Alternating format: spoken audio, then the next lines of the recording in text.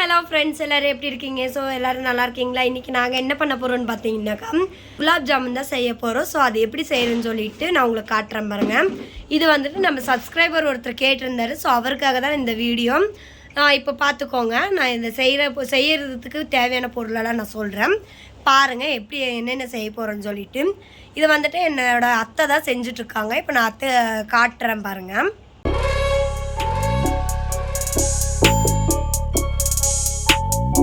Friends, இப்போ பார்த்தீங்கன்னாக்கா குலாப் ஜாமுனுக்கு தேவையானது முதல்ல ஜீரா காய்ச்சிக்கணும். ஸோ அதுக்காக நான் 1 கிலோ சர்க்கரை எடுத்திருக்கேன். இங்கே பாருங்கள், 3 பேக்கெட்டு நான் குலாப் ஜாமுன் மிக்ஸ் வாங்கியிருக்கேன். So MTR gulab jamun mix தான் நான் வாங்கியிருக்கேன்.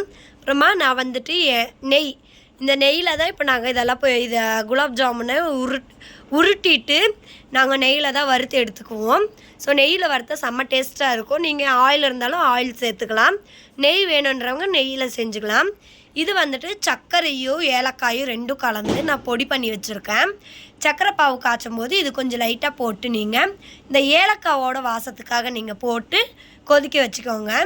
ஸோ ஓகே, வாங்க இப்போ நான் ஜீரா காய்ச்சறது உங்களுக்கு காட்டுறேன் பாருங்கள். இப்போ பாருங்கள், 1 கிலோ சர்க்கரையே இதில் போட்டுக்கிறேன். இதில் இப்போ நான் தண்ணி ஊற்றி உங்களுக்கு காட்டுறேன் பாருங்கள். தண்ணி ஊற்றி அடுப்பில் வைக்கிறேன் பாருங்கள். இப்போ பார்த்தீங்கன்னாக்கா நான் இதில் 2 சொம்பு அளவு தண்ணியை சேர்த்துக்கிறேன்.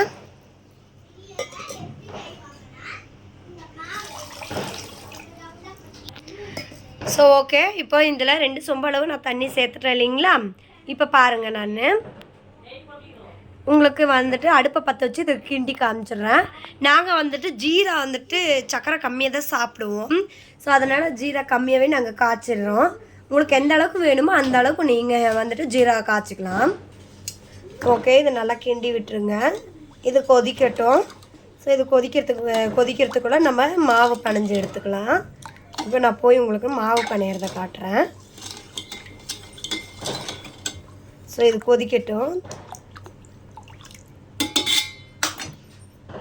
பாருங்கள், நமக்கு ஜீரா வந்துட்டு ரெடி ஆகிட்டுருக்கு. கொதிக்கட்டும், ஒரு கொதி வரட்டும். ரொம்ப கெட்டியாக ஆகிடக்கூடாது. ஸோ கொஞ்சம் தண்ணியாகவே இருக்கணும். பாருங்கள், நம்ம போட்ட சர்க்கரையெல்லாம் கரைஞ்சிருச்சு இல்லைங்களா? ஸோ இது கூட இது கொதிக்கும் போது நம்ம வந்துட்டு இந்த அரைச்சி வச்ச ஏலக்காய் பொடியை இதை வந்துட்டு நம்ம சேர்த்துக்கலாம். ஸோ ஓகே, இதை நல்லா கொதிக்கட்டும். கொதிச்சதுக்கப்புறம் உங்களுக்கு நான் காட்டுறேன். இங்கே பாருங்கள், இப்போ நான் சொன்னேன் இல்லைங்களா, நல்லா கொதிக்குது பார்த்தீங்களா? ஸோ இந்த ஸ்டேஜில் நம்ம வந்துட்டு அந்த ஏலக்காய் பொடியை நம்ம தூவிக்கலாம். பாருங்கள், இப்போ போட்டாச்சு, போதும். ஸோ நமக்கு வந்துட்டு ஏன்னா இது ஏற்கனவே சர்க்கரை. ஸோ அதுவும் வந்துட்டு நான் சர்க்கரை போட்டு ஏலக்காவை போட்டு நான் அரைச்சி வச்சுருக்கிறதால ஸோ நமக்கு அளவாக இருந்தால் போதும். அந்த ஏலக்காவோட ஸ்மெல்லு வந்தால் மட்டும் நமக்கு போதும். ஒருத்தர் இதில் கலர் சேர்ப்பாங்க. ஸோ நாங்கள் வந்துட்டு இதில் எந்த கலருமே சேர்க்க கிடையாது. ஏன்னா குழந்தைங்க சாப்பிட்றதால நான் வந்துட்டு கலர் சேர்க்காமல் நாங்கள் செஞ்சிட்ருக்குறோம். ஸோ ஓகே, இப்போ நம்ம குலாப் ஜாமுனை உருண்டை பிடிச்சி உங்களுக்கு போடும்போது நான் உங்களுக்கு காட்டுறேன். நம்ம குலாப் ஜாமுன் மாவை போட்டுக்கலாம்.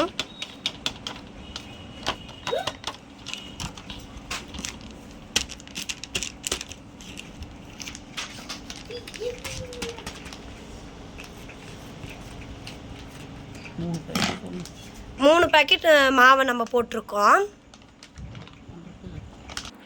இப்போ பிணைஞ்சிக்கலாம் தண்ணி ஊற்றி. 1.5 கிலோ போடணும். நாங்கள் 1 கிலோ தான் போட்டிருக்கிறோம். ஸோ ஜீரா வந்துட்டு எங்களுக்கு அதிகமாக வேண்டாததுனால நாங்கள் வந்துட்டு கம்மியாக போட்டிருக்கோம். ஐ மீன் சர்க்கரையே கம்மியாக போட்டிருக்கோன்னு சொன்னேன். நீங்கள் மாவை கம்மியாக போட்டுட்டேன்னு சொல்லி நினைக்காதீங்க. சர்க்கரையே நான் வந்துட்டு 1.5 கிலோவுக்கு பதிலாக 1 கிலோ போட்டிருக்கிறேன். எங்களுக்கு வந்துட்டு இனிப்பு கொஞ்சம் கம்மியாகவே நாங்கள் சாப்பிடுவோம்.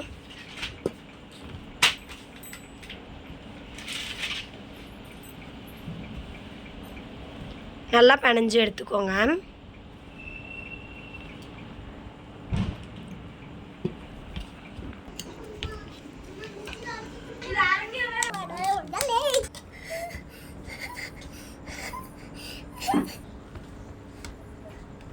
பாருங்கள், இப்போ மாவு நமக்கு குலாப் ஜாமுன் பேனை போடுறோம்.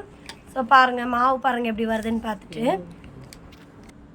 கொஞ்சம் மெதுவாக பிணைங்க, ரொம்ப அழுத்தி பிணைஞ்சிடாதீங்க. ஸோ பொறுமையாக இதை பிணையணும். ரொம்ப நம்ம சப்பாத்தி மாவு பிணையறதுக்கு கொடுக்குற ப்ரெஷர் இதுக்கு கொடுக்கக்கூடாது. இப்போ நம்ம உருண்டை பிடிச்சி எடுத்துக்கலாம். ஸோ நாங்கள் வந்துட்டு இந்த மாதிரி குட்டியாக தான் உருண்டை பிடிச்சிக்குவோம். ரொம்ப பெருசாக போட்டாலும் அது உங்களுக்கு வந்துட்டு அதுக்குள்ளே வந்துட்டு ஜீரா வந்துட்டு இறங்காது. உள்ளங்கையில் வந்துட்டு நீங்கள் நெய்யோ இல்லை எண்ணெயோ தடவிட்டு நீங்கள் இது பண்ணுங்கள், உருண்டை பிடிங்க. பாருங்கள் இப்போ வந்துருச்சு. ஸோ இப்போ உங்களுக்கு நான் இதை வறுக்கும்போது நான் உங்களுக்கு காட்டுறேன் பாருங்கள். இதே மாதிரி நம்ம எல்லா மாவையும் உருண்டை பிடிச்சி எடுத்துக்கலாம்.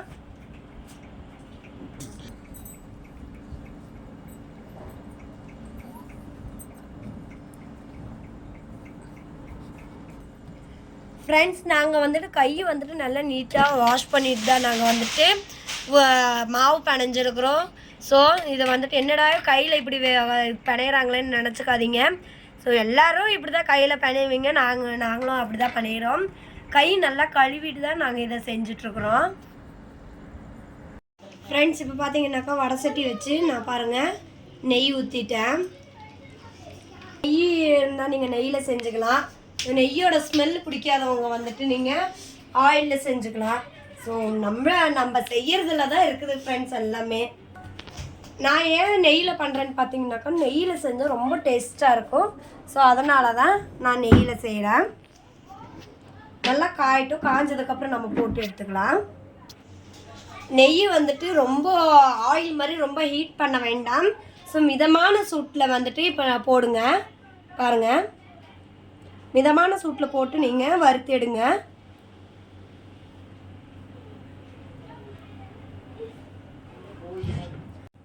நல்லா கோல்டன் ப்ரௌனில் நல்லா வறுத்து எடுத்துக்கோங்க.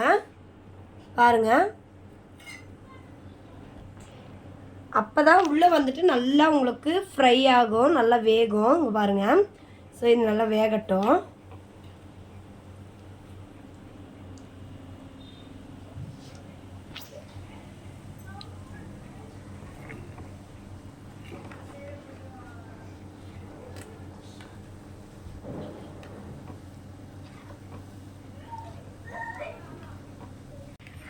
பாருங்கள், இது நல்லா ப்ரௌன் கலரில் வரட்டும்.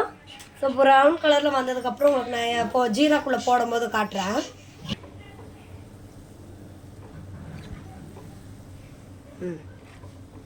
இங்கே பாருங்கள், இப்போ நம்ம ஜீராக்குள்ளே போட்டுடலாம்.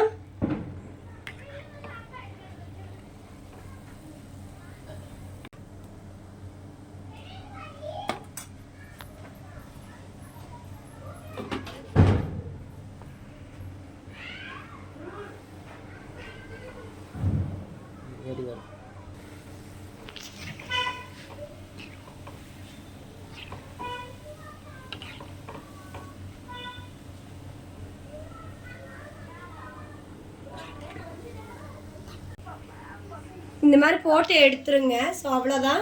நான் உங்களுக்கு எல்லாம் ஃபுல்லாக போட்டு முடிச்சதுக்கப்புறம் உங்களுக்கு நான் வீடியோவில் காட்டுறேன். ஃப்ரெண்ட்ஸ், லாஸ்ட்டாக நம்ம குலாப் ஜாமுன் ரெடி ஆயாச்சு பாருங்கள். ஸோ நாங்கள் வந்துட்டு ஜீரா வந்துட்டு அதிகமாக நாங்கள் எடுக்கலன்னு சொல்லியிருந்தேன் இல்லைங்களா. ஏன்னாக்கா நாங்கள் அதிகமாக இனிப்பு சாப்பிட்றதில்ல. ஸோ அதனால் நாங்கள் ஜீரா வந்துட்டு கம்மியாகவே நாங்கள் எடுத்துருக்கோம். இதே மாதிரி நீங்கள் செஞ்சு பாருங்கள்.